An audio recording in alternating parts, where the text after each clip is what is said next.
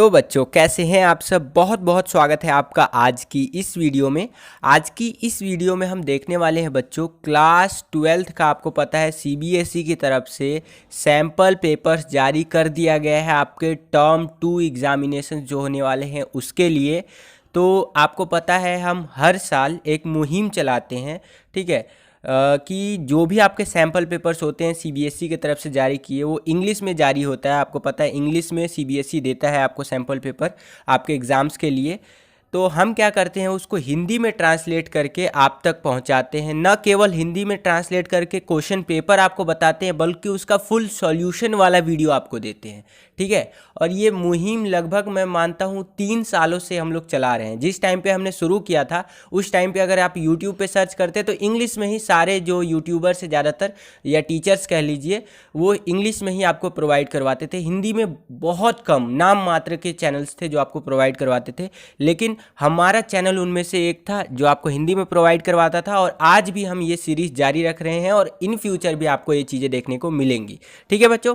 तो चलिए इस वीडियो को शुरू करते हैं। और इस वीडियो में हम देखेंगे क्लास 12th का जो हिस्ट्री का सैम्पल पेपर जारी किया है सीबीएसई ने टर्म 2 एग्ज़ाम के लिए आपका बच्चों।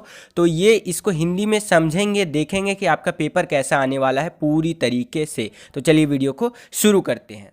तो आगे बढ़ने से पहले बच्चों थोड़ा सा हम लोग पेपर का पैटर्न समझ लेते हैं कि आपका हिस्ट्री का जो पेपर है, इतिहास का जो पेपर है वो आने कैसा वाला है, कितने नंबर के क्वेश्चंस आएंगे, कितने सेक्शंस में डिवाइड होगा आपका पेपर। इस चीज़ को थोड़ा हम लोग समझ लेते हैं। तो इसको समझने के लिए हमें जनरल इंस्ट्रक्शंस यानी हिंदी में बोले तो सामान्य निर्देश समझना होगा, पढ़ना होगा, ठीक है। तो देख लीजिए यहाँ पर मैं आपको समझा देता हूँ। इसको जनरल इंस्ट्रक्शंस को एक बार ध्यान से समझ लीजिए, देन हम लोग पेपर को सॉल्व करेंगे। तो यहाँ पर पहले पॉइंट में बताया गया है जनरल इंस्ट्रक्शंस के कि ये जो क्वेश्चन पेपर है ये डिवाइड किया गया है 4 सेक्शंस के अंदर। जनरली 3 सेक्शन में डिवाइड होता है ABC, लेकिन इसके अंदर ये जो पेपर है आपका हिस्ट्री का इसको 4 सेक्शंस में डिवाइड किया गया है, ठीक है। तो ये चीज़ ध्यान रखिएगा। उसी प्रकार से अगर मैं आपसे बात करूं तो सारे ही क्वेश्चंस जो है एक तरह से कह लीजिए कंपलसरी है। जिसमें अथवा दिया गया है वो अथवा में से कोई चॉइस वाले क्वेश्चन होंगे तो वो भी आप कर सकते हैं, ठीक है। उसी प्रकार से हम बात करें अगर सेक्शन ए के अंदर, तो सेक्शन ए के अंदर 1 से लेकर के 4 क्वेश्चन यानी 1 से लेकर जो 4 क्वेश्चन तक होगा वो सेक्शन ए के अंदर काउंट होगा, जो कि क्वेश्चन आपके 3 नंबर के हैं, ठीक है। उसी प्रकार से यहाँ पर बोला गया है कि जो भी 1 से 4 तक जो क्वेश्चन है आपके उनके जो आप आंसर लिखेंगे तो उसका शब्द सीमा यानी कि शब्दों की सीमा होगी। आपका जो शब्द है वो 80 शब्दों में एक क्वेश्चन का आपको आंसर देना है। 3 नंबर का क्वेश्चन है तो 80 शब्दों में आंसर देना है। बेसिकली 3 पॉइंट अगर आप बना देते हैं तो आपका जो है आंसर कंप्लीट हो जाता है, ठीक है। उसी प्रकार से अगर मैं बात करूं आपसे 4th पॉइंट की, तो 4th पॉइंट में आपसे को ये कहा गया है यानी कि सेक्शन बी के बारे में बताया गया है इसमें 4th पॉइंट में कि सेक्शन बी में जो क्वेश्चन नंबर 5 से 7 तक है ये काउंट किया जाएगा। और ये लॉन्ग आंसर टाइप क्वेश्चंस होंगे यानी कि इसके अंदर आपको कह सकते हैं आंसर जो लिखना है वो बड़े में लिखना है, छोटे में आंसर नहीं लिखना है। लॉन्ग आंसर टाइप क्वेश्चन है। और यहाँ पर बताया गया है कि जो शब्दों की सीमा होगी, ठीक है, शब्दों की सीमा से पहले ये भी समझ लीजिए कितने मार्क्स का एक क्वेश्चन होगा।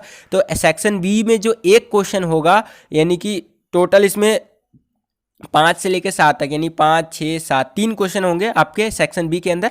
और एक क्वेश्चन का जो वैल्यू होगा वो 6 नंबर का होगा यानी कि एक क्वेश्चन 6 नंबर का होगा, ठीक है। 6 दूनी 12, 6 तिया 18 नंबर के 3 क्वेश्चन होंगे। और प्रत्येक क्वेश्चन को आपको 150 से 200 शब्दों में आंसर देना है यानी कि एक क्वेश्चन 6 नंबर का है तो उसको 150 से 200 शब्दों में आपको आंसर देना है। तो पैरा में तो आप लिखेंगे नहीं, लिखेंगे तो पॉइंट वाइज ही। आप 12th में हैं तो आपको इतना तो पता ही होगा।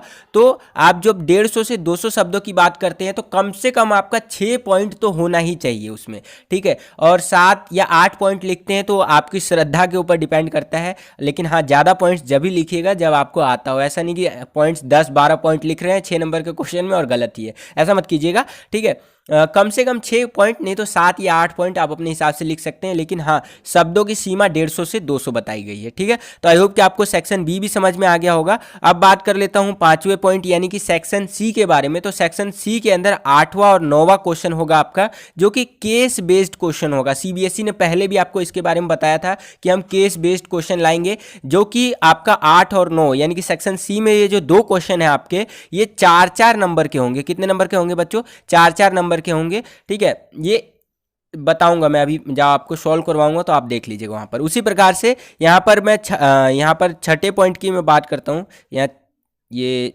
ठीक है, पांचवे के बाद डायरेक्ट सातवां दे दिया है, तो कोई नहीं, बात कर लेते हैं सेक्शन डी के बारे में। ठीक है, तो सेक्शन डी के अंदर क्वेश्चन नंबर 10 होगा आपका, यानी 10वां क्वेश्चन होगा जो मैप बेस्ड होगा, मैप से संबंधित आपका क्वेश्चन आया है।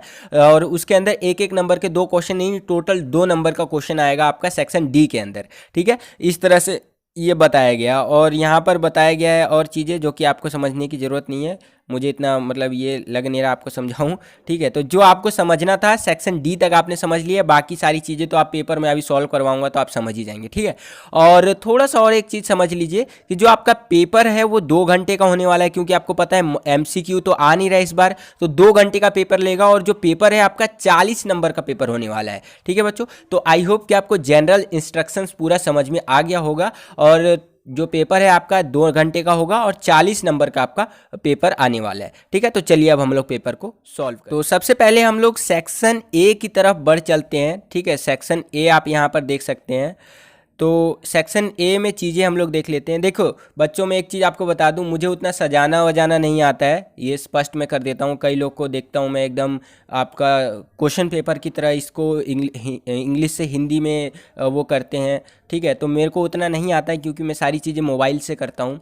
मेरे पास कंप्यूटर नहीं है, लैपटॉप नहीं है, कुछ भी नहीं है। सारा ए टू जेड जो काम होता है वो मोबाइल से होता है। तो मोबाइल से मैं जितना कर सकता हूँ आपके लिए उतना करता हूँ। जब कंप्यूटर आ जाएगा, लैपटॉप आ जाएगा, तो उसमें जितना मैं कर पाऊँगा उसमें ज़रूर करूँगा। ठीक है, तो यहाँ तक जो मेरी सीमा है मोबाइल में, वो मैं सीमा को ध्यान में रखते हुए आपके लिए बहुत बेस्ट से बेस्ट कंटेंट लाने का प्रयास करता हूँ। ठीक है, तो मैंने इतना ट्रांसलेट करके आपको दे दिया है कि आपको समझ में आ जाएगा। और हाँ, यहाँ पर एक चीज़ और का मतलब बता देता हूँ कि कुछ चीज़ें गलत हो सकती हैं, क्योंकि पूरा पेपर इंग्लिश में होता है, तो इसको हिंदी में ट्रांसलेट करने में थोड़ी बहुत चीज़ें इधर उधर हो सकती हैं, तो उसको अपने हिसाब से आप दिमाग लगा करके ठीक कर लीजिएगा। बाकी मैं 99% कोशिश करूंगा कि चीज़ें आपको सही ही बताऊं।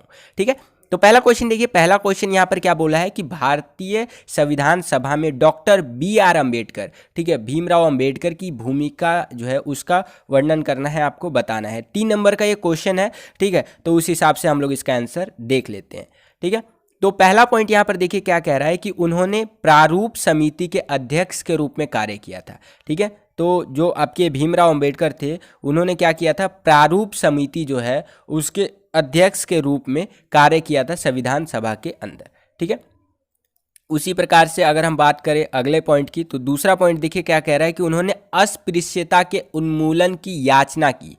अस्पृश्यता मतलब उन्होंने छुआछूत का जो है सो कि ये जो भेदभाव करते थे, मतलब कह लीजिए कि मैं ऊंची जाति का हूँ, मैं नीची जाति का हूँ, इस तरह की जो प्रथा थी, तो इस चीज़ को ख़त्म करने के लिए बहुत सारी जो है सो कि अपनी तरफ से प्रयास किए। उसी प्रकार से तीसरे पॉइंट की अगर मैं बात करूँ तो वह एक मजबूत और एकजुट केंद्र चाहते थे। ठीक है, तो ये आप लिख सकते हैं उनका संविधान सभा के अंदर भूमिका। और उसके बाद अगर मैं बात करूँ तो उन्होंने समान अधिकार मांगे। ठीक है, यानी कि जितनी भी जातियां थी उनके लिए समान अधिकार मांगे। आपको पता है कि डॉक्टर BR अम्बेडकर खुद एक निचली जाति से थे, तो उन्होंने बचपन से लेकर जब तक वो बड़े हुए तब तक इतने लंबे सफ़र में अपने जीवन में बहुत कुछ देखा भारत के अंदर। ठीक है, कि कैसे नीची जाति और ऊंची जाति के अंदर भेदभाव किया जाता है, नीची जाति को जो है सो कि कम माना जाता है। तो इन सब चीज़ों को ध्यान में रखते हुए जब वो पढ़ाई कर रहे थे तो उनके माइंड में क्लियर था ये चीज़ कि जब मैं पढ़ करके कुछ बनूंगा, अपने देश को कुछ दे पाऊंगा, तो ये जरूर करूंगा कि ये जो नीची जाति और ऊंची जाति का भेदभाव है इसको जरूर खत्म करूंगा। तो संविधान सभा के अंदर अगर आप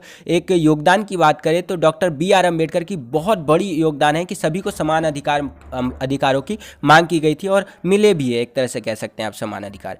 और उसी प्रकार से अगर मैं अगले पॉइंट की बात करूं, 5वां पॉइंट आप ये लिख सकते हैं कि वे संसदीय लोकतंत्र के पक्ष में थे। ठीक है, ये आप लिख सकते हैं। और छठा है कि कोई और अप्रासंगिक बिंदु भी हो सकता है।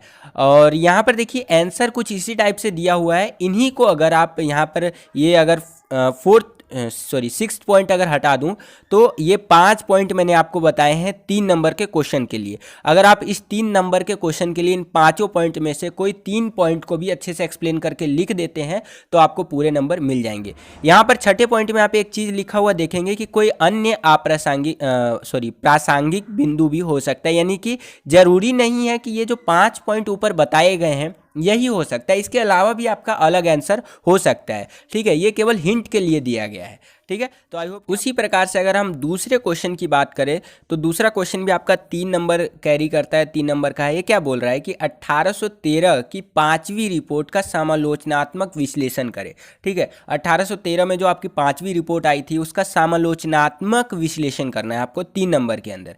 ठीक है, तो यहाँ ध्यान से समझिए इस 5वीं रिपोर्ट को। ये आपका एनसीईआरटी के अंदर भी दिया हुआ है। हालांकि ये सारी चीज़ें जो पेपर बना है आपका सैम्पल पेपर, ये एनसीईआरटी के बेस पर बना है। आपका जो एग्जाम होगा वो भी एनसीईआरटी के बेस पे होगा। ठीक है, लेकिन जब आप एनसीईआरटी पढ़ते हैं और उसमें से जब आप आंसर को लिखते हैं तो दोनों में जमीन आसमान का अंतर होता है। ठीक है, पढ़ना और उस चीज़ को लिखने में अंतर होता है, ये मान के चलिए। तो जब आप पढ़ते हैं तो उस चीज़ को माइंड में बैठाइए और उन कॉन्सेप्ट को दिमाग में रखते हुए अपना थोड़ा थॉट लगा करके लिखना होता है, तब आपको नंबर मिलते हैं। एज इट इज अगर आप एनसीईआरटी को कॉपी करके यहाँ लिख देंगे तो आपको नंबर नहीं मिलेगा, ये दिमाग में रखिएगा। ठीक है, तो जो आप पढ़ते हैं और जो लिखते हैं उनमें अंतर रखा कीजिए, और किताबी जो भाषा शैली होती है, ठीक है, उसके साथ साथ खुद की भी भाषा शैली लगाना अत्यंत आवश्यक है। ठीक है, क्या हिंदी बोल दिया मैंने, खैर चलिए। तो यहाँ पर जो 5वीं रिपोर्ट है उसका समालोचनात्मक विश्लेषण करना है हम लोगों को। तो यहाँ पर पॉइंट वाइज एक्सप्लेन कर रखा है आपका, सीबीएसई ने ये आंसर की दिया है, उसके अकॉर्डिंग बता रहा हूँ। तो पहला पॉइंट में देखिए कि यह प्रशासन पर रिपोर्ट की 5वीं श्रृंखला थी। जो प्रशासन था उसकी रिपोर्ट पर 5वीं श्रृंखला थी, और भारत में ईस्ट इंडिया कंपनी की गतिविधियाँ जो है सो कि उसके ऊपर।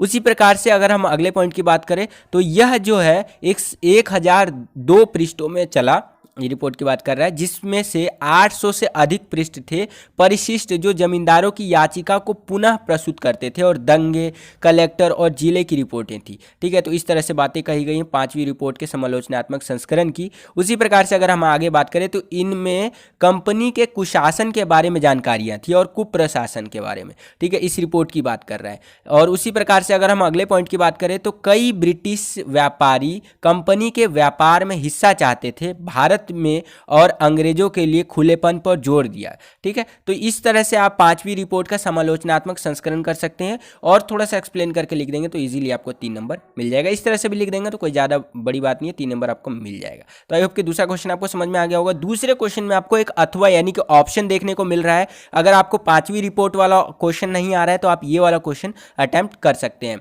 और ये आपके लिए बहुत बड़ा प्लस पॉइंट है कि आपको पेपर के अंदर अथवा यानी कि ऑप्शन देखने को मिल रहा है, जिससे कि अगर मान लीजिए वो वाला क्वेश्चन आपको नहीं आता है तो ये वाला अटैम्प्ट करके आप अपने मार्क्स को बढ़ा सकते हैं। मैंने भी जब अपने टाइम पे पेपर लिखा था, बोर्ड एग्जाम लिखा था 12th क्लास का, तो ये ऑप्शन वाला जो गेम होता है यानी कि अथवा वाले जो क्वेश्चन होते हैं, बहुत मदद किया था मेरे को परसेंटेज गेन करने के लिए। ठीक है, क्योंकि मुझे पता है अगर दो में से मुझे दोनों क्वेश्चन मान लीजिए आता है, ऐसा ज़रूरी नहीं कि दोनों ही क्वेश्चन मुझे 100% आता हो। मान लीजिए क्वेश्चन ए है वो मुझे 80% आता है और क्वेश्चन बी जो है मुझे 90% आता है, तो मैं क्वेश्चन बी को अटैम्प्ट करूंगा, बल्कि ए को छोड़ दूंगा। ए को मैं सोचूंगा कि ये मेरे को आता ही नहीं तो भूल जाओ, ये पेपर में आया है।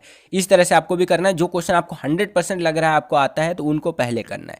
तो चलिए इसके ऑप्शन में जो क्वेश्चन है उसको देख लेते हैं। इसका ऑप्शन में बोला है कि 18वीं शताब्दी के दौरान अंग्रेजों द्वारा पहाड़ियों के प्रति अपनाई गई नीति का परीक्षण कीजिए 3 नंबर के अंदर। ठीक है, तो यहाँ पर जो है सो कि परीक्षण कर देते हैं। यहाँ पर देखिए पहला पॉइंट क्या कह रहा है कि अंग्रेजों ने विनाश की नीति अपनाई थी। ठीक है, दूसरे पॉइंट में देखिए क्या कह रहा है कि अंग्रेजों ने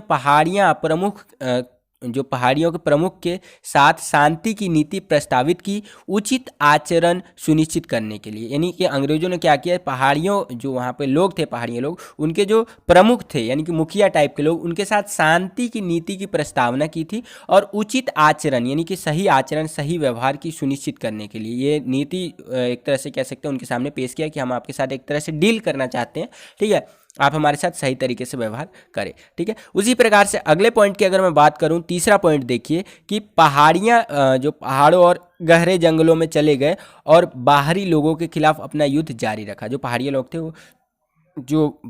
थे वो पहाड़ों और गहरे जंगलों में चले गए और बाहरी लोगों के खिलाफ जो था वो अपना युद्ध जारी रखा था। उसी प्रकार से अगले पॉइंट की अगर मैं बात करूं तो अगला पॉइंट देखिए, अगला पॉइंट है चौथा पॉइंट कि भक्तों को स्वीकार करने वाले बहुत से पहाड़िया सरदार यहाँ आए, अधीनस्थ कर्मचारी या वजीफा के रूप में माना जा सकता है। प्रमुख इसलिए उन्होंने समुदाय के भीतर अपना अधिकार खो दिया। ठीक है। इस तरह से कोई और आप प्रासंगिक बिंदु भी हो सकता है। तो ये मतलब कुछ पॉइंट्स है, एक्सप्लेन कर रखा है, ठीक है।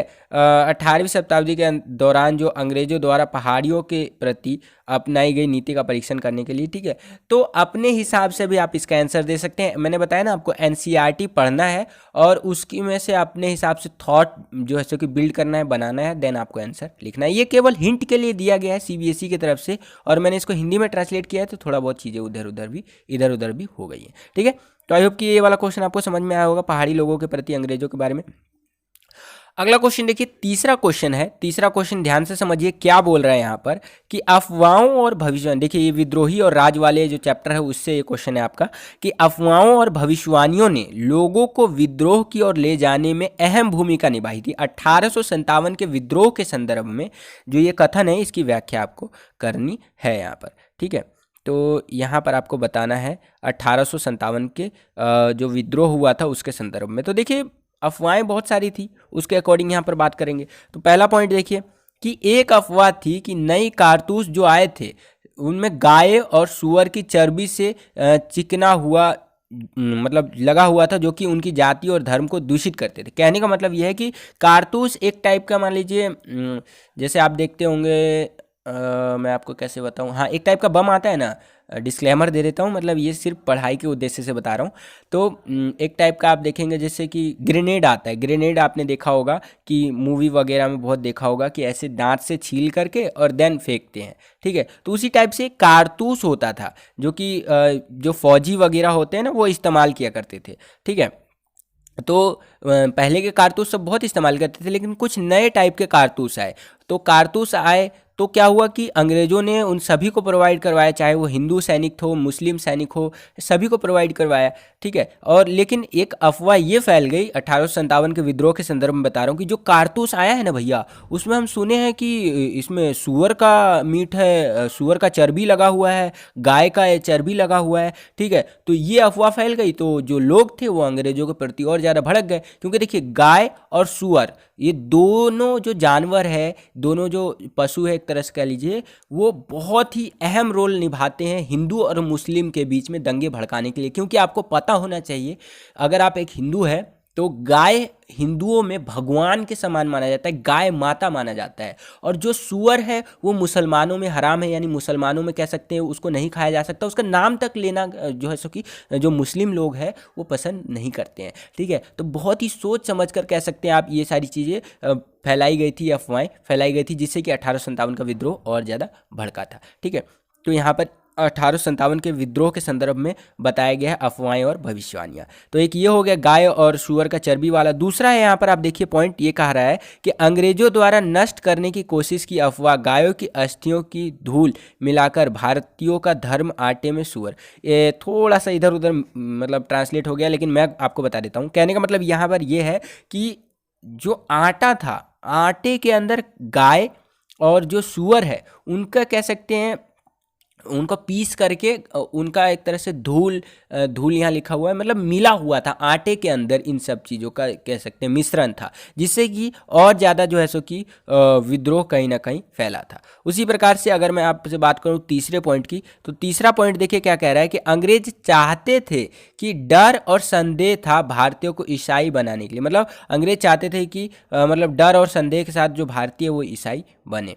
ये एक अफवाहें और भविष्यवाणियों की मैं बात कर रहा हूँ। उसी प्रकार से अगला है कि ऐसी अफवाहें थी कि अंग्रेजों ने हुड्डी मिला दी थी, हुड्डी मिला दी थी आटों में, गाय और सुअरों की धूल जो है सो कि बेची जा रही थी मंडी में। कहने का मतलब यह है कि जो मंडी में आटा मिल रहा था उसके अंदर हुड्डी मिला दी थी, एक तरह से हड्डियों का चूरा मिला दिया था, जिससे कि क्या था गाय का और सूअर का जो हड्डियों का चूरा होता है वो आटे के अंदर मिला हुआ था और वही मंडी में बिक रहा था धड़ल्ले से, जिससे कि विद्रोह और भड़का, ठीक है।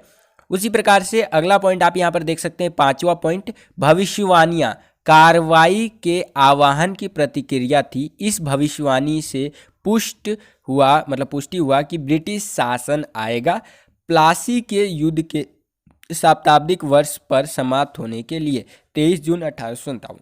यहाँ पर मतलब एक भविष्यवाणी की गई कि जो प्लासी का युद्ध हुआ था आपका, ठीक है, उस तरह से 100 साल के अंदर इस तरह से युद्ध किया गया कि मतलब ये जो है ना अंग्रेजों का शासन खत्म हो जाएगा, ठीक है, ये चीज़ है। तो ये सारी चीज़ें आप लिख सकते हैं, मतलब ये सिर्फ हिंट के लिए बताया गया और मैंने आपको बताया इंग्लिश टू हिंदी में ट्रांसलेट किया है, तो थोड़ा बहुत इधर उधर ट्रांसलेट हुआ है, ठीक है। यूट्यूब पे आप देखेंगे तो मोस्टली इंग्लिश में ही बता देते हैं हिंदी के नाम पे, ठीक है। तो आप, मैं हिंदी में बता रहा हूँ आपको, तो इसका मतलब ये है कि थोड़ा बहुत इधर उधर है तो आप एडजस्ट कर लीजिएगा। अगर आपको इंग्लिश में देखना है तो टेलीग्राम ग्रुप में मैं पीडीएफ दे दूंगा, आप देख सकते हैं, ठीक है।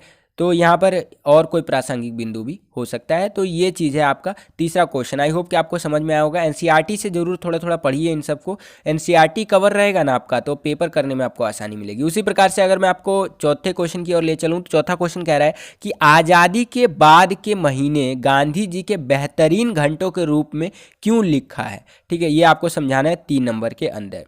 तो यहाँ पर बताना है कि आज़ादी के बाद के जो महीने थे वो गांधी जी के बेहतरीन घंटों के रूप में लिखा गया है, तो ऐसा क्यों है। तो यहाँ पर देखिए कई पॉइंटों में इस चीज़ को एक्सप्लेन किया गया है। पहला है कि वह सहयोग और सांप्रदायिक जो है सो कि सद्भाव की याचना करता था। जो गांधी जी थे वो सहयोग करना चाहते थे, दोनों जो संप्रदाय थे, चाहे हिंदू मुस्लिम कम्युनिटी जो थे, उनका सहयोग रखना चाहते थे और वो एक अच्छे आचरण से संबंध रखते थे। उसी प्रकार से अगला पॉइंट है आपका कि उन्होंने आग्रह किया कि दोनों भाग एक का सम्मान करें, मतलब एक दूसरे का सम्मान करें और मित्रता बनाए रखें। जो हिंदू और मुस्लिम, हिंदुस्तान पाकिस्तान जो थे ना, वो दोनों ही भाग जो है सो कि सम्मान करें, क्या जरूरी था लड़ने का, ये गांधी जी का विचार था। उसी प्रकार से अगला पॉइंट है कि उन्होंने आपसी विश्वास और विश्वास की भावना पैदा करने की कोशिश की समुदायों के बीच में। जितने भी समुदाय थे, हिंदू मुस्लिम सिख ईसाई सब है भाई भाई, तो सबका कह सकते हैं एक तरह से आपसी विश्वास और एक तरह से जोड़े रखने का उन्होंने प्रयास किया। तो ये सारी चीज़ें किस संदर्भ में बात हो रही है बच्चों, गांधी जी के मतलब बारे में बात हो रही है। आज़ादी के बाद जो महीने बीते गांधी जी के, वो बेहतरीन घंटे थे, वो उनको ऐसा क्यों लिखा गया है, उस संदर्भ में ये बातें चल रही है। अकॉर्डिंग टू आपका सीबीएसई का सैंपल पेपर का जो आंसर किया है उसके अकॉर्डिंग बता रहा हूँ, ठीक है। तो यहाँ पर देखिए अगला पॉइंट बोल रहा है कि वो भारत और पाकिस्तान में विस्थापित लोगों के लिए चिंतित थे। जो भारत में विस्थापित, मतलब विस्थापन जो हुआ था ना भारत और पाकिस्तान का, उसको लेकर के गांधी जी बहुत चिंतित थे। कोई और अन्य प्रासंगिक बिंदु भी हो सकता है, तो मतलब इसके हट करके थोड़ा बहुत अपने थॉट लगा के भी आप कुछ और लिख सकते हैं एनसीईआरटी को ध्यान में रखते हुए, ठीक है। तो ये चीज़ है आपका। अब हम चलते हैं सेक्शन बी की तरफ। अभी तो हम लोग 3 नंबर के क्वेश्चन देख रहे थे, अब हम लोग 6 नंबर के क्वेश्चन देखेंगे। सेक्शन बी में आप देखेंगे तो 5वां क्वेश्चन है आपका। तो 5वें क्वेश्चन में देखिए क्या बातें बताई गई हैं। पहले 5वां क्वेश्चन पढ़ लेते हैं, देन हम लोग इसका उत्तर देखते हैं। तो 5वां क्वेश्चन देखिए क्या बोल रहा है कि उत्तर भारत के किन्हीं 6 प्रमुख नेताओं की भूमिका का वर्णन करें जिन्होंने 1857 के विद्रोह में अंग्रेजों के खिलाफ लड़ाई लड़ी थी, ठीक है। यहाँ पर बात कर रहा है उत्तर भारत के 6 प्रमुख नेताओं की, जिन्होंने क्या किया था, 1857 का जो विद्रोह हुआ था उनमें अंग्रेजों के खिलाफ लड़ाई लड़ी थी। 6 नंबर के क्वेश्चन में आपको इसको बताना है, ठीक है। तो यहाँ पर देखिए 6 पॉइंट्स आपको एक्सप्लेन कर रखा है। पहला पॉइंट देखिए क्या कह रहा है कि कानपुर में पेशावर बाजी के उत्तराधिकारी नाना साहिब राव द्वितीय विद्रोह के नेता बने थे। उसी प्रकार से अगला पॉइंट देखिए झांसी से रानी लक्ष्मीबाई आप लिख सकते हैं। इनको एक्सप्लेन करके लिखना है आपको। 6 नंबर का क्वेश्चन है तो बड़ा होना चाहिए, एक भूमिका आनी चाहिए, आपका निष्कर्ष भी आना चाहिए जिसमें निष्कर्ष बनता है। भूमिका तो कोशिश कीजिए सब में बनाए कीजिए, एक अच्छा भूमिका टीचर को इंप्रेस करने के लिए लाख गुना अच्छा है, आप मान के चलिए, ठीक है। उसी प्रकार से अगले पॉइंट की अगर हम बात करें तो बिहार के आरा में कुंवर सिंह एक स्थानीय जमींदार लोकप्रिय दबाव में बने नेता, ये आप कह सकते हैं लोकप्रिय रूप से एक दबाव में बने हुए नेता थे बिहार के आरा में कुंवर सिंह। उसी प्रकार से अगले पॉइंट की मैं बात करूं तो लखनऊ में नवाब वाजिदों के छोटे बेटे विरजिस कद्र अली शाह जो थे वो खिलाफत विद्रोह के नेता बने थे। और उसी प्रकार से अगला मैं बात करूं तो छोटा नागपुर में सिंहभूम के एक आदिवासी किसान गोनू क्षेत्र के कोल आदिवासियों के विद्रोही नेता बन गए, ठीक है। यहाँ नेताओं की बात कर रहा है उत्तर भारत में, ठीक है। उसी प्रकार से शाहमल ने बड़ौत परगना के ग्रामीणों को संगठित किया, ठीक है। तो ये सारी बातें हो रही है उत्तर भारत के 6 प्रमुख नेता जिन्होंने महत्वपूर्ण भूमिका अदा की थी 1857 के विद्रोह में अंग्रेजों के खिलाफ, 6 नंबर में। तो इनको एक्सप्लेन करके लिख देंगे तो आपको इजीली 6 नंबर मिल जाएगा। अब छठे क्वेश्चन की ओर चलते हैं। तो देखिए छठा क्वेश्चन यहाँ पर क्या पूछ रहा है हमसे कि भारत छोड़ो आंदोलन वास्तव में एक जन आंदोलन था। ये क्वेश्चन कई बार रिपीट हुआ है आपका पेपरों में, ये ध्यान रखिएगा। तो ये क्वेश्चन सैंपल पेपर में भी दे दिया, तो बहुत चांसेस लग रहा है मुझे कि आपका पेपर में आएगा। तो इस क्वेश्चन को ध्यान से समझिए। भारत छोड़ो आंदोलन वास्तव में एक जन आंदोलन था जो सैकड़ों हजारों आम भारतीयों को अपने दायरे में ला रहा था। उपयुक्त उदाहरण के साथ बयान को स्पष्ट करना है आपको 6 नंबर में, ठीक है। तो देखिए, भारत छोड़ो आंदोलन वास्तव में एक जन आंदोलन इसीलिए था बच्चों, क्योंकि इसके अंदर हर वर्ग की भूमिका थी, न केवल किसान वर्ग, अभिजात वर्ग, सारे के सारे वर्ग आ गए थे। अभी मैं एक्सप्लेन कर रहा हूं आपको। तो यहां पर देखिए, पहले पॉइंट में क्या कह रहा है कि कार्यकर्ताओं ने हड़ताल और विरोध का आयोजन किया। जो कार्यकर्ता थे वो अलग अलग रूप से उन्होंने क्या किया, हड़ताल का आयोजन किया, ठीक है, कि अंग्रेज भारत छोड़ो आंदोलन में, इस तरह से। अगला पॉइंट आपके यहाँ क्या कह रहा है कि छात्रों ने जेल जाने के लिए अपने कॉलेज तक छोड़ दिए, कि भाई मेरे को जेल जाना है, मैं कॉलेज छोड़ रहा हूँ क्योंकि मुझे भारत छोड़ो आंदोलन में अपनी अहम भूमिका निभानी है। ये चीज़ हमें देखने को मिला भारत छोड़ो आंदोलन के अंदर, क्विट इंडिया मूवमेंट इसको इंग्लिश में कहते हैं। उसी प्रकार से समाजवादी जो थे उनके कारण जो है सो कि विरोध किया, मतलब समाजवादी ने कारण के लिए विरोध किया। कारण मतलब यहाँ पर ये जो भारत छोड़ो आंदोलन था, इस चीज़ को ध्यान में रख करके इन लोगों ने विरोध किया। उसी प्रकार से अगर मैं अगले पॉइंट की बात करूँ तो देश भर की महिलाओं ने भाग लिया था इसके अंदर। देश भर की जो महिलाएं थीं सब लोगों ने इसके अंदर भाग लिया था। उसी प्रकार से अगले पॉइंट की मैं बात करूँ तो हजारों भारतीय जन आंदोलन में शामिल हुए, हजारों की संख्या में शामिल हो रहे थे। तो ये आंदोलन और ज़्यादा जो है सो कि कह सकते हैं उग्र होता जा रहा था। एक तरह से उग्र में कह दिया यहाँ पर, आप कह सकते हैं बड़ा होता जा रहा था, इस तरह से कह सकते हैं। हड़ताल, बहिष्कार और धरना हमें देखने को मिला यहाँ पर। उसी प्रकार से आप देखेंगे तो सरकारी भवनों या किसी अन्य दृश्यमान पर हमले औपनिवेशिक सत्ता का प्रतीक था, और कोई अन्य अप्रासंगिक बिंदु भी हो सकता है। यानी कि बहुत हद तक जनता की इसमें इन्वॉल्वमेंट थी क्विट इंडिया मूवमेंट में, भारत छोड़ो आंदोलन में। तो ये कहीं ना कहीं ये आंदोलन सफल होता हमें दिख रहा था। उसी प्रकार से कोई आप अन्य प्रासंगिक बिंदु हो सकता है, यानी इसके अलावा भी आपको जो लगता है इस एनसीईआरटी के हिसाब से आप उसको लिख सकते हैं। आगे चलते हैं। अगला है हमारा, इसी के अंदर एक अथवा दे दिया। अगर आपको भारत छोड़ो आंदोलन वाला नहीं आ रहा है तो आपको एक ऑप्शन दे दिया है कि नीचे वाला क्वेश्चन आप कर सकते हैं। नीचे वाला क्वेश्चन क्या कह रहा है उसको भी ध्यान से समझ लीजिए कि गांधी जी ने नमक सत्याग्रह में ब्रिटिश हुकूमत के खिलाफ व्यापक असंतोष जताया था। उपयुक्त उदाहरण के साथ कथन को स्पष्ट कीजिए, ठीक है। तो गांधी जी ने, देखिए यहाँ पर ये क्वेश्चन जो कहने का प्रयास कर रहा है, क्वेश्चन को समझिए। पहले कहा था ना कि मतलब आज जो आप नमक खाते हैं ना, जैसे टाटा नमक, देश का नमक, ठीक है, उसी प्रकार से बहुत सारा नमक मिलता है आपको, आयोडीन नमक, पता नहीं क्या क्या नमक आता है। तो पहले भारत के अंदर आप ऐसे नमक नहीं ले सकते थे। नमक लेंगे 1 रुपये का तो आपको टैक्स देना होगा 2 रुपये का। ऐसा क्यों? क्योंकि नमक को ना अंग्रेजों ने अपना कह सकते हैं टैक्स सिस्टम में ऐड कर रखा था। बोला था कि भाई मैं इस पे टैक्स लूँगा। ये कह सकते हैं एक तरह से लग्जरी प्रोडक्ट है। जैसे आज फ़ोन आप यूज़ करते हैं तो वो एक तरह से लग्जरी प्रोडक्ट के अंदर आ जाता है, क्योंकि महंगा होता है और जीएसटी वीएसटी लगता है, इस पर टैक्स वैक्स लगता है, क्योंकि ये चीज़ें दूसरे देशों से ज़्यादा आती हैं, इस तरह से कह सकते हैं आप। तो ये एक तरह से लग्जरी प्रोडक्ट बना दिया। भाई नमक तो हर किसी की ज़रूरत है। तो गांधी जी ने बोला कि यार ये तो गलत हो रहा है।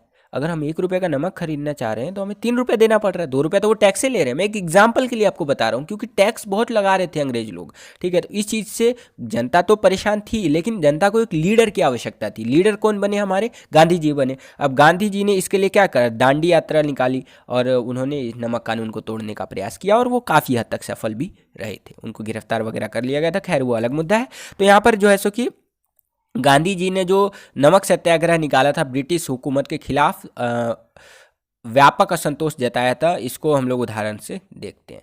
तो पहला पॉइंट देखिए, गांधी जी ने नमक कानून तोड़ने के लिए एक मार्च की घोषणा की, कि उन्होंने बोला कि मैं ए पॉइंट से बी पॉइंट तक जाऊंगा, आप उसमें शामिल होइए और इस कानून को हटाते हैं, बहुत टाइम हो गया। अगला पॉइंट है कि नमक कानून ने राज्य को निर्माण में एकाधिकार दिया, मतलब जो राज्य था उसके निर्माण में एक एकाधिकार दिया, इस तरह से आप कह सकते हैं। उसी प्रकार से अगले पॉइंट की अगर मैं बात करूं तो नमक पर राज्य का एकाधिकार गहरा अलोकप्रिय था, ठीक है। जैसा कि हर भारतीय घर में नमक अपरिहार्य था और लोग घरेलू उपयोग के लिए भी नमक बनाने की मनाही थी। मतलब नमक आप नहीं बना सकते हैं, लेना है तो भैया अंग्रेजों से लो, और अंग्रेजों से लोगे तो टैक्स दो, उस पर पैसा ज़्यादा लगेगा। इस तरह से चीज़ें थी, तो ये चीज़ें गलत थी, तो इस चीज़ के बारे में यहाँ पर बताया गया है। उसी प्रकार से अगला हम पॉइंट देखें तो बोला गया है कि गांधी जी अंग्रेजों के खिलाफ व्यापक असंतोष को लामबंद करने की आशा रखते थे। शासन के इस नियम का विरोध किया और डांडी मार्च शुरू किया। एक बार जब वह डांडी पहुंचे तो नमक कानून वहां टूट गया। उन्होंने मतलब नमक, मुट्ठी भर नमक लेकर के इस तरह से किया था। आप एनसीईआरटी में पढ़ेंगे तो आपको देखने को मिलेगा चित्र वगैरह भी, ठीक है। तो वहां पर जो है सो कि नमक कानून टूट गया था और कह सकते हैं अंग्रेजों को झुकना पड़ा गांधी के सामने। देखने में पतले दुबले थे गांधी जी, लेकिन हल्के में मत लेना, बहुत पहुंचे हुए चीज़ थे वो। उसी प्रकार से अगले पॉइंट देखिए, बहुत सारे पॉइंट्स दे रखे हैं यहाँ पर। सीबीएसई क्या करता है ना, सीबीएसई का अगर आप आंसर की देखेंगे, मैंने डायरेक्ट आंसर की को हिंदी में ट्रांसलेट कर दिया है इंग्लिश से, तो उसमें ना 6 नंबर का क्वेश्चन के लिए 10-10, 12-12 पॉइंट दे रखा होगा आपको, ठीक है। उन 10-12 पॉइंट में से भी ना अगर आप 6 पॉइंट को, मैं ज़्यादा नहीं बोल रहा हूँ, सिर्फ 6 पॉइंट को अच्छे से एक्सप्लेन करके एक अच्छा सा भूमिका मक्खन मार के एक आप निष्कर्ष लिख देंगे मलाई मार के, तो आपका आंसर पूरा हो जाएगा। और टीचर एकदम खुश, नंबर देने में बोलेगा अरे इस बच्चे को तो 6 में से मन कर रहा है 7 नंबर दे दूं मैं, इतना खुश हो जाएगा आपका टीचर। तो कोशिश कीजिएगा जब भी आप लॉन्ग क्वेश्चन अटैम्प्ट करिए, मेरा ट्रिक है अपनाया हुआ, मैंने अपने पेपर में अपनाया था। तो जब भी आप लॉन्ग क्वेश्चन अटेंड करें तो क्या कीजिए, एक भूमिका, अच्छी सी भूमिका जरूर लिखिएगा। मैं इसके ऊपर एक वीडियो बना दूंगा अगर आप कहेंगे तो, कि भूमिका और निष्कर्ष कैसे लिखते हैं, कैसे बढ़ाना होता है, किन चीज़ों को ऐड करना होता है, ठीक है। और एक अच्छा सा निष्कर्ष जरूर लिखे ताकि टीचर के ऊपर फर्स्ट एंड लास्ट इंप्रेशन अच्छा जाए। 5वें पॉइंट की अगर मैं बात करूं तो यहाँ पर बोला गया है कि देश के अन्य भागों में समानांतर नमक मार्च का आयोजन किया गया, यानी देश के अलग अलग भागों से लोग जुड़ने लग गए इसके अंदर। उसी प्रकार से आगे बोला गया है कि किसानों ने औपनिवेशिक वन कानूनों का उल्लंघन किया जो कि प्रतिबंधित जंगलों पर तक उनकी पहुंच को रोकता था। एक तरह से कह लीजिए कि मतलब जंगल उंगल में कह सकते हैं अंग्रेजों का कानून चल रहा था, तो जो किसान उसान थे उन्होंने बोला कि ये चीज़ गलत है भाई, हमारा देश, हमारा जंगल, तुम कैसे अपना कानून लगा सकते हो। और ये जब आंदोलन चल रहा था इस टाइम पे किसानों ने इस चीज़ का उल्लंघन भी किया कि हम लकड़ी उकड़ी नहीं काट सकते हैं, ठीक है, जंगलों से पेड़ पौधे नहीं ले जा सकते हैं अपने घरों पे लगाने के लिए, जंगलों में अपने जो आम जीवन जो जिया जाता है उसमें जो काम होता है वो नहीं कर सकते। मतलब कई तरह के प्रतिबंध अंग्रेजों ने लगा रखे थे, तो उस चीज़ों को उल्लंघन करते हुए किसान जंगल तक पहुंच गए। उसी प्रकार से देखें तो फैक्ट्री मालिक भी हड़ताल पर चले गए थे, जो फैक्ट्री मालिक थे। उसी प्रकार से अगर आप देखेंगे, ये मैं बात कर रहा हूँ किस संदर्भ में, ये मैं बात कर रहा हूँ आपका नमक वाला कानून के संदर्भ में। उसी प्रकार से वकीलों ने ब्रिटिश अदालतों का बहिष्कार कर दिया। उसी प्रकार से अगर आप देखेंगे तो छात्रों ने शिक्षण संस्थानों में जाने से इनकार कर दिया और सरकार द्वारा संचालित स्कूल जो थे उस पर भी कह सकते हैं बोला कि मैं इसमें नहीं जाऊँगा। उसी प्रकार से अगर मैं आपसे आगे बात करूं तो भारत के लोग थे कई सारे, उनको गिरफ्तार किया गया। गांधी जी ने जो अछूत वर्ग के लोग थे, छुआछूत वर्ग के, उन सबको एकजुट करने का कोशिश किया। उन्होंने गुहार लगाई, हिंदू मुस्लिम सिख ईसाई सब है भाई भाई, जुट जाओ भाई और इस चीज़ को ख़त्म करो। इसमें हज़ारों की संख्या में स्वयं सेवक जो संगठन है वो शामिल हुए, जैसे आरएसएस वगैरह होते हैं ना, उस टाइप से स्वयं सेवी कह सकते हैं स्वयं सेवक, सॉरी, इसमें शामिल हुए थे आपके, स्वयं सेवी संगठन नहीं, यहाँ सिर्फ सेवक की बात कर रहा है। कई अधिकारियों ने अपने पदों से इस्तीफा दे दिया।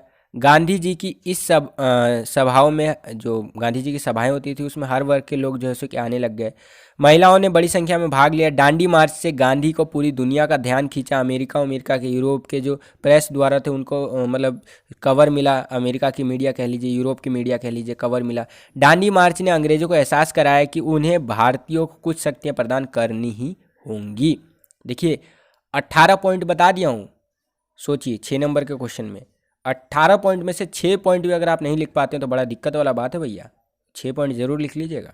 कोई अन्य प्रासंगिक बिंदु भी हो सकता है, यहाँ पर सीबीएसई ये बोल रहा है कि मतलब इसके अलावा भी कुछ हो सकता है, ऐसा नहीं है कि इतना ही है, इसके अलावा भी आपका थॉट में मतलब दिमाग में कुछ आ रहा है तो उस बेस पे आप लिख सकते हैं आंसर, ठीक है। तो मैं समझता हूँ आपको ये क्वेश्चन समझ में आ गया होगा। आगे चलते हैं, 7वां क्वेश्चन देखते हैं। 7वां क्वेश्चन क्या कह रहे हैं यहाँ पर, समझिए क्वेश्चन समझिए। कह रहा है कि अबुल फजल ने सुलह कुल पूर्ण शांति के आदर्शों को अकबर प्रबुद्ध शासन की आधारशिलता बनाया है, उदाहरण के साथ कथन का समर्थन करें 6 नंबर के अंदर। तो यहाँ पर देखिए क्या कह रहा है, कि अब्बुल फजल जो था उसने सुलह कुल यानी सुलह कुल के बारे में वर्णन है यहाँ पर, यानी कि पूर्ण शांति उसके सॉरी आदर्शों को प्रबुद्ध शासन की आधारशिलता बनाया है। उदाहरण के साथ आपको बताना है 6 नंबर के अंदर। तो पहला पॉइंट आप ये लिख सकते हैं कि विभिन्न जातीय और धार्मिक समुदायों को अभिव्यक्ति की स्वतंत्रता थी, लेकिन इस शर्त पर कि वे राज्य के अधिकारों को कमजोर करना या आपस में मतलब लड़ाई वगैरह नहीं करेंगे, मिलजुल कर रहेंगे। दूसरे पॉइंट में आप कह सकते हैं कि उन्होंने न्याय और शांति सुनिश्चित की थी इसके अंदर। उसी प्रकार से आप तीसरा पॉइंट लिख सकते हैं बच्चों यहाँ पर। तीसरे पॉइंट के अंदर आप ये कह सकते हैं कि अभिजात महान वर्ग के लोग कह लीजिए, नोबेलिटी जो होता है उसमें ईरानी कह लीजिए तुरानी शामिल थे, अफगान, राजपूत, दक्कन आदि थे, जिन्हें योग्यता और सेवाओं के आधार पर पद और पुरस्कार दिया गया था।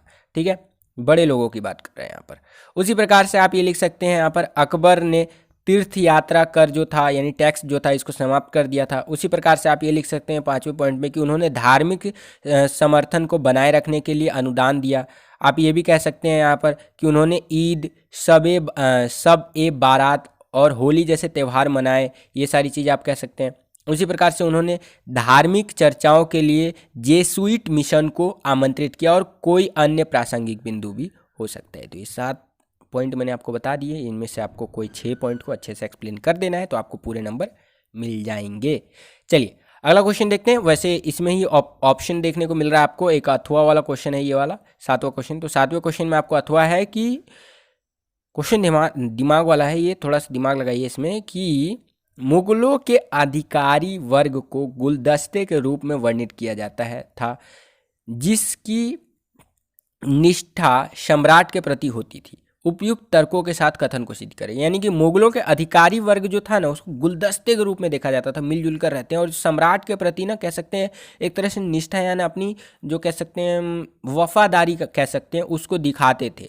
जो मतलब राजा होता था और राजा के जो अधिकारी होते थे तो वो लोग किस तरह से दिखाते थे और वह सारी चीज़ें इसके अंदर बताते थे। तो इन सबको तर्कों के साथ यानी फैक्ट के साथ इसको सिद्ध करना है हमें। तो देखिए पहला पॉइंट आप लिख सकते हैं कि मुगल कुलीनों में ईरानी होते थे, तुरानी होते थे, अफगान होते थे, राजदूत होते थे, दक्कन होते थे, ये सारे होते थे।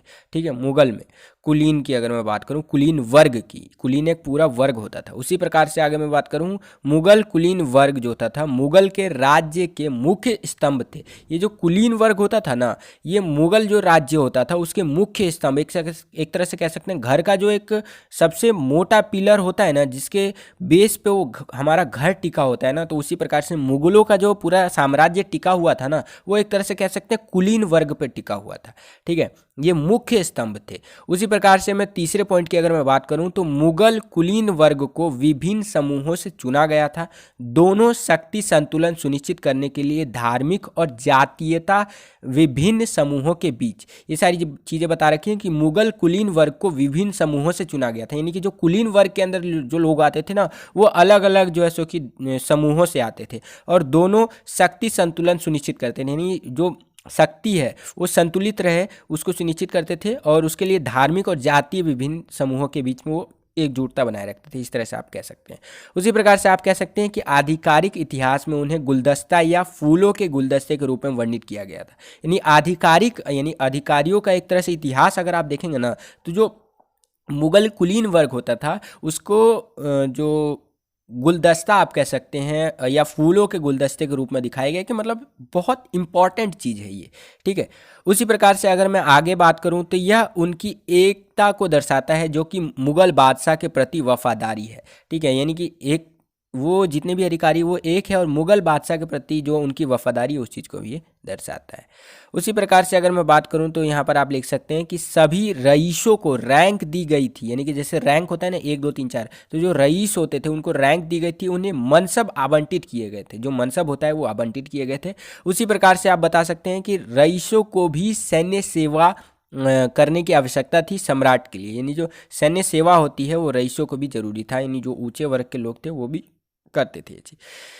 तो ये 7 पॉइंट है। इसके अलावा भी बोल रखा है कोई अन्य अप्रासंगिक बिंदु भी, अप्रासंगिक कह रहा हूँ मैं बार बारी, तो अप्रासंगिक भूल जाइए, प्रासंगिक बिंदु होता है। तो इसके अलावा भी कुछ चीज़ें हो सकती है, एनसीईआरटी के बेस पे आप लिख सकते हैं। आगे चलते हैं, सेक्शन सी में आ गए हैं बच्चों हम लोग। सेक्शन सी में केस बेस्ड क्वेश्चन जो था ना आपका 8वां और 9वां क्वेश्चन, तो वो देखेंगे। देखिए इसमें टोटली सेक्शन सी में 2 क्वेश्चन है आपका। 8वां क्वेश्चन की मैं बात कर रहा हूँ यहाँ पर। ये स्रोत आधारित प्रश्न है आपका।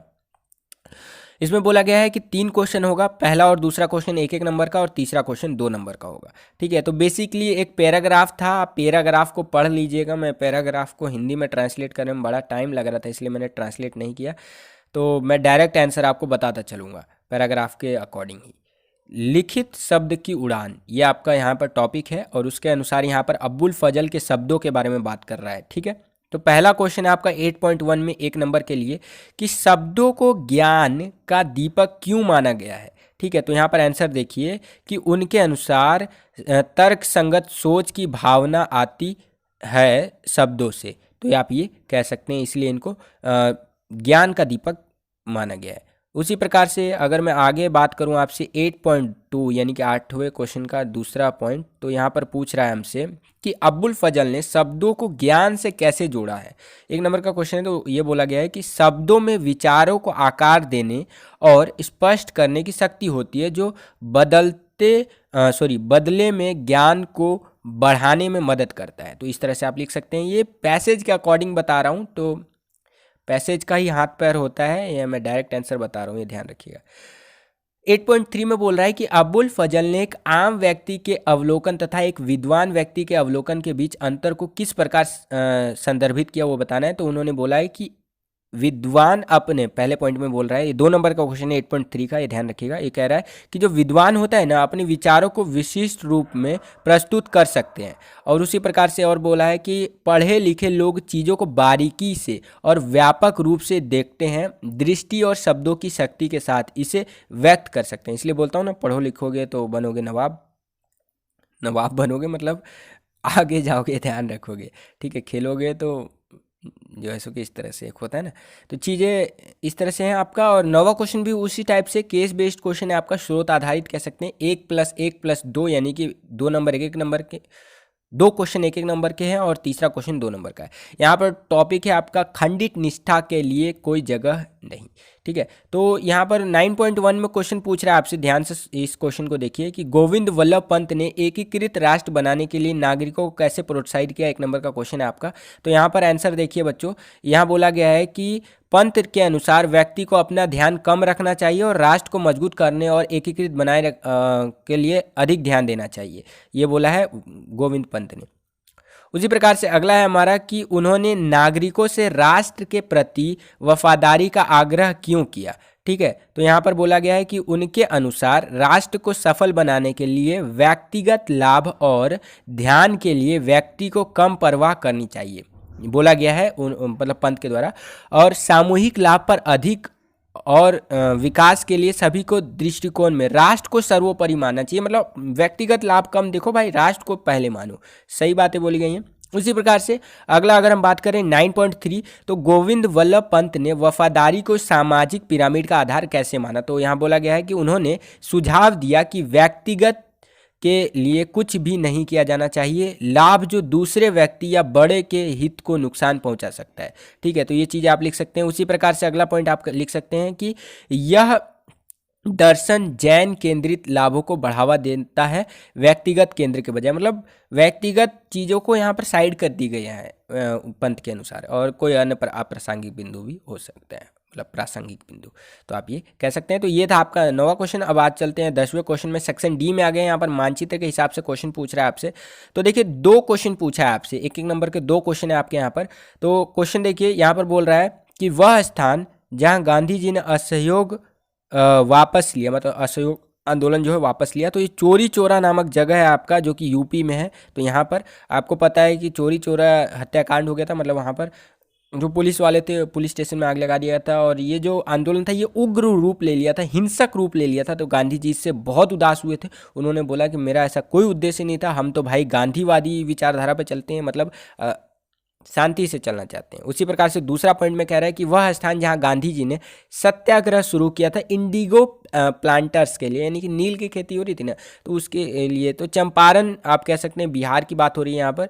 ठीक है, तो इस चीज़ को आपको मैप में दर्शाना है। मैप में अभी मैं बताऊंगा आपको। पहले ये भी मतलब ये बी वाला भी देख लीजिए। बी में कह रहा है कि 1857 के विद्रोह के केंद्र को ए के रूप में, यहाँ पर ए के रूप में दिखाया गया है, तो इसे पहचानिए और उसके पास खींची गई रेखा पर उसका नाम लिखना है। तो ये झांसी है आपका।